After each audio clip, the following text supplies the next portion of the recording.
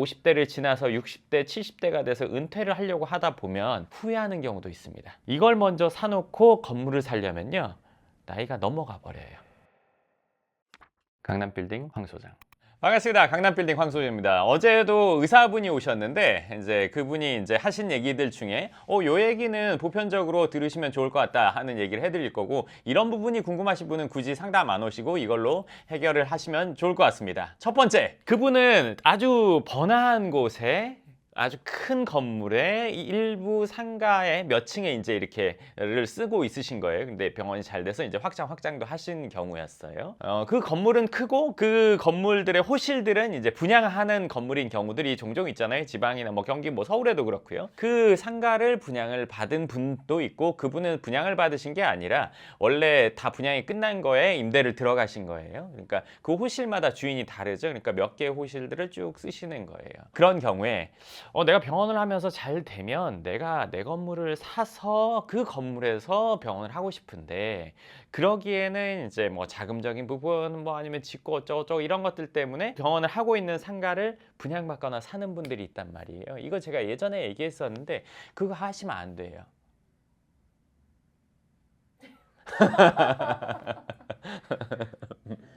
그게 꿈인 분들도 있으실 텐데.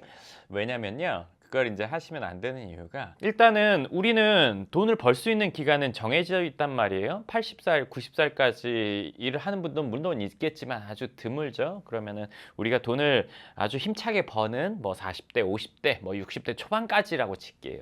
이 기간 안에 자산이 만들어져야 되는 거예요. 그렇죠? 그러니까 이게 영원히 가지 못하잖아요.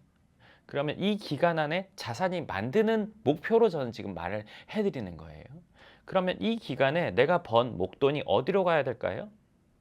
안정적이기 위해서, 내지는 내가 편하기 위해서 어디에다 돈을 넣는 게 맞겠어요? 아니면 이 돈이 자라날 곳에 넣는 게 맞겠어요?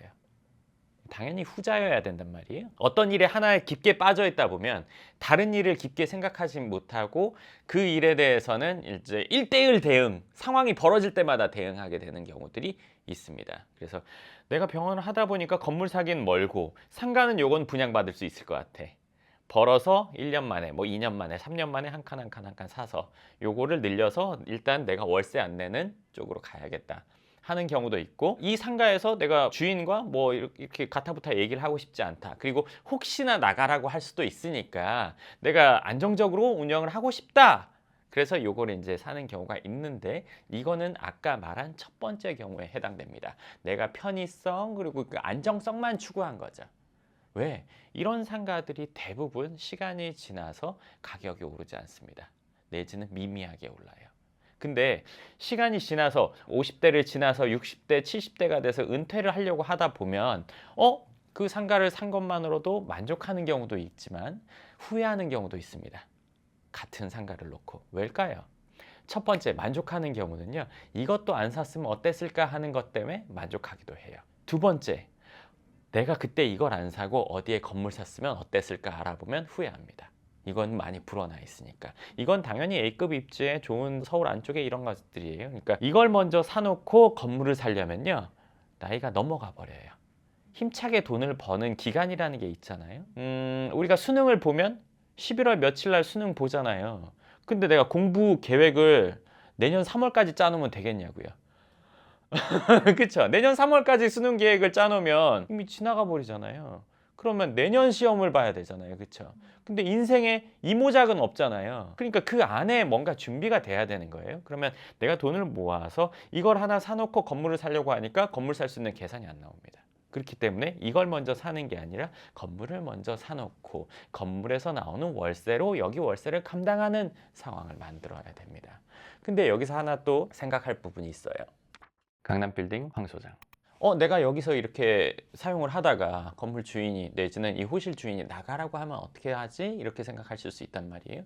그런 경우는 극히 드뭅니다.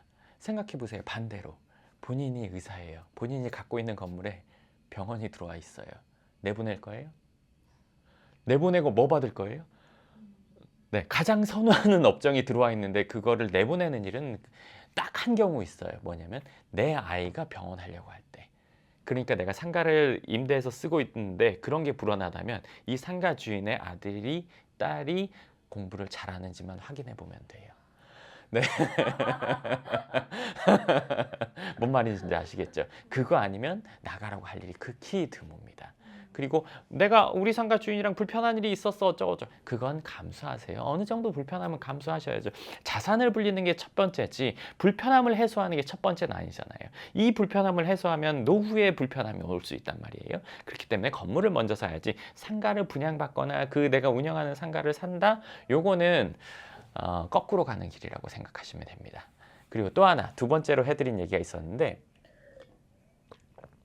잘 모르는 분야에 대해서는 우리가 작게 먼저 연습을 해보고 좀 더 위로 키워보고 좀 더 발전해보고 이렇게 생각을 한단 말이에요. 이제 병원을 하면서 자금이 어느 정도 모였어요. 이 모인 자금을 가지고 전부를 투자해서 이만한 걸 하자고 하니 겁나요. 그래서 작은 걸 한번 하고 그 다음에 넘어가 보자. 많이 해본 입장에서 얘기해 드린다면요. 처음부터 할 수 있는 최대를 하는 게 맞습니다.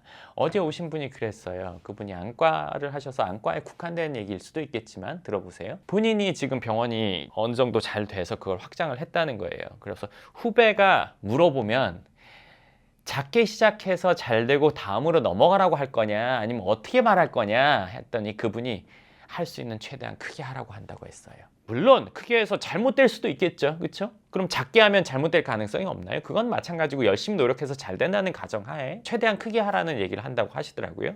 건물도 금액이 작으면 선택할 수 있는 입지의 등급이 낮아지게 됩니다. 그러면 여기서 연습을 한다? C급지에서의 어떤 경험과 A급지에서의 경험 두 개의 난이도의 차이가 있을까요? 이게 난이도는 오히려 더 있을 수 있어요. 할 거면 제대로 된 입지에 제대로 된 걸 사는 게 첫 번째 한 번에 제대로 하는 게 맞지 연습해보고 뭘 하는 게 아니에요. 치과라고 치면 이빨이 뭐 상했어요. 그럼 아말감 해보고 그 다음 레진하고 이렇게 하는 게 아니라 한 번에 제대로 된 걸 하는 게 맞잖아요. 치료도. 건물을 사는 것도 한 번에 제대로 사는 게 해결법이지 작은 거를 해보고 이렇게 되면 뭐가 간다? 시간이 간다. 그렇죠? 우리가 심차게 벌 수 있는 시간에서의 점점 끝으로 가게 되는 거예요.